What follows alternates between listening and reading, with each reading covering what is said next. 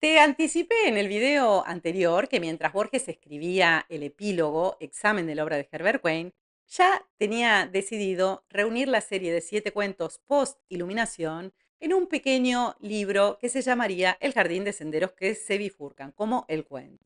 Había decidido, además, por una cuestión de cantidad de páginas seguramente, agregarle a la serie un cuento más. El acercamiento al Motassim, escrito en 1935 y publicado en Historia de la Eternidad en 1936, era un buen relleno porque se parecía formalmente a estos nuevos cuentos. Ahí había usado por primera vez la técnica de comentar la obra de un autor inventado para discutir un tema de su interés, en este caso, el panteísmo. Pero en el fondo no dejaba de ser un sacrilegio. El acercamiento al Motassim era sapo de otro pozo. Había sido escrito con un nivel de conciencia inferior porque era previo a la iluminación. Por eso, en cuanto Borges tuvo nuevos cuentos, lo descartó. En 1944, año en el que por segunda vez publica los cuentos post-iluminación bajo el título Ficciones, el acercamiento al Motassim ya no está. Además, los 6 nuevos cuentos que agrega van a llevar otro título, Artificios.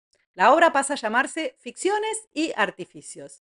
Se trata de un mismo libro, pero que tiene 2 partes. La primera consta de estos 7 cuentos, la segunda de otros 6, y más tarde le agrega 3 más. Ya vas a entender por qué es un mismo libro y por qué tiene 2 partes inseparables. Una de ellas, Ficciones, además es intocable, la otra no es tan intocable. Pero todavía estamos en 1941 y Borges, que piensa presentarse al Premio Nacional, está escribiendo este epílogo para un libro que va a tener 8 cuentos. Uno será Sapo de otro pozo, pero ahí está. Los cuentos son 8. Por eso la obra de Herbert Wayne, Tesis, Statements, como la nombra Borges, también tiene que constar de 8 relatos, ya que es un espejo, debe reflejar fielmente el libro de Borges. En el comentario a esta obra encontrás la confirmación de lo que venimos diciendo.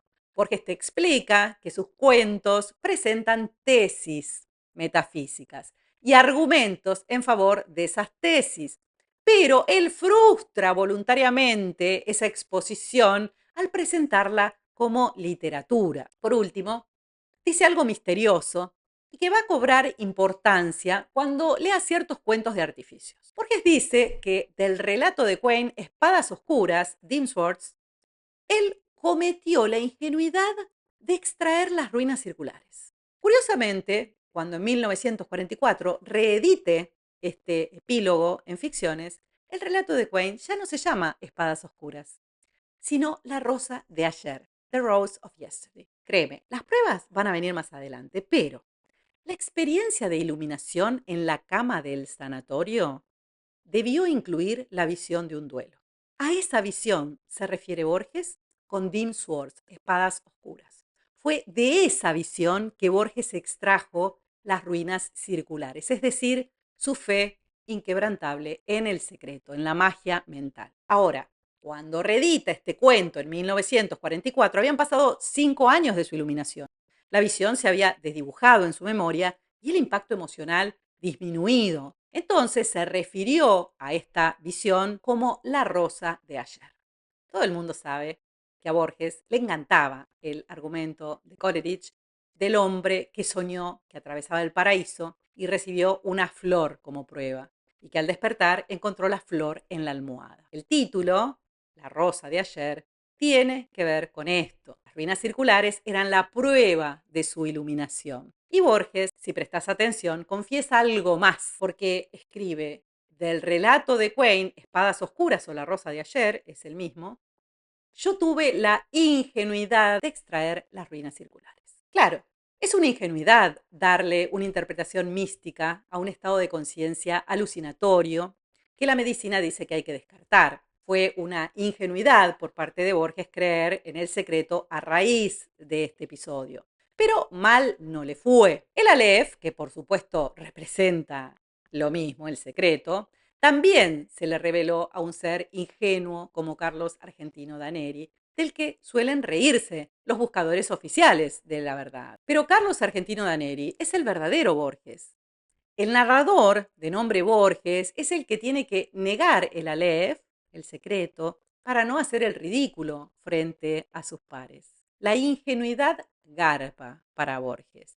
¿Cómo se habrá reído de los que se reían de Carlos Argentino Daneri y eran incapaces de descifrar uno solo de sus acertijos? Y hablando de acertijos, hay dos criptogramas en este cuento. Borges dice, en un momento dado, que la obra de Herbert Quain, Abril-Marzo, es un juego basado en la simetría y tiene leyes arbitrarias y tiene que ver con el tedio. Bueno, cuando uno está aburrido, hace criptogramas, ¿no? Crucigramas, sopa de letras. El juego es así.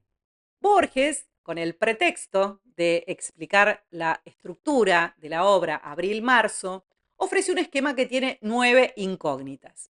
Cada una representa un capítulo de la obra de Quain que tiene 9 capítulos. Tenés X1, X2, X3, X4, hasta llegar a X9. Inmediatamente después del esquema, Borges da una serie de referencias separadas por un punto y coma. Por ejemplo, alguno de los 9 relatos es indigno de Quain, punto y coma. Del X4, el mejor no es el que originariamente ideó, punto y coma. El X9 es el de naturaleza fantástica, punto y coma. Y así sigue. Cuando querés interpretar el esquema usando las referencias, te das cuenta que solo una es útil, la que dice el relato X9 es el de naturaleza fantástica. El artículo el indica que hay un solo relato de naturaleza fantástica. Es el relato X9, o sea, el que Borges nunca escribió, porque su libro tiene 8 cuentos. En la asimetría que produce el X9 está el mensaje encriptado. No sigan diciendo que mis cuentos son fantásticos, que no hay ninguno fantástico. Uno es el prólogo, otro es simbólico, otro policial, otro sobrenatural, otro psicológico, otro materialista y otro antimaterialista. Fantástico no hay. El segundo esquema del cuento es un falso criptograma. Lo usa Borges para decir que quienes imiten sus cuentos, es decir, quienes lo imiten en su mente, leyendo lo que él escribió en lugar de inventarlo, se darán cuenta que sus cuentos guardan un orden binario. Sus cuentos capítulo se leen de a pares, forman parejas simétricas. Esto ya lo vimos.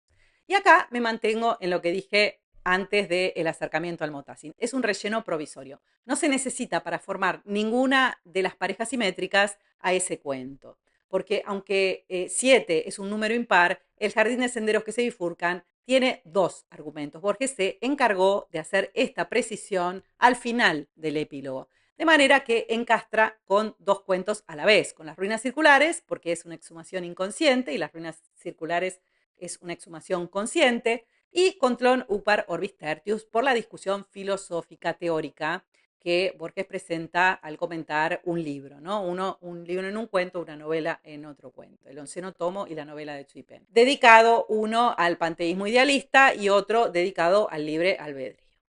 Bien, nos queda un gran tema por tratar que aparece en Examen de Herbert Quain, pero que en realidad Borges trata en todos los cuentos, ¿no? El tema del tiempo. ¿Qué es el tiempo para el panteísmo idealista?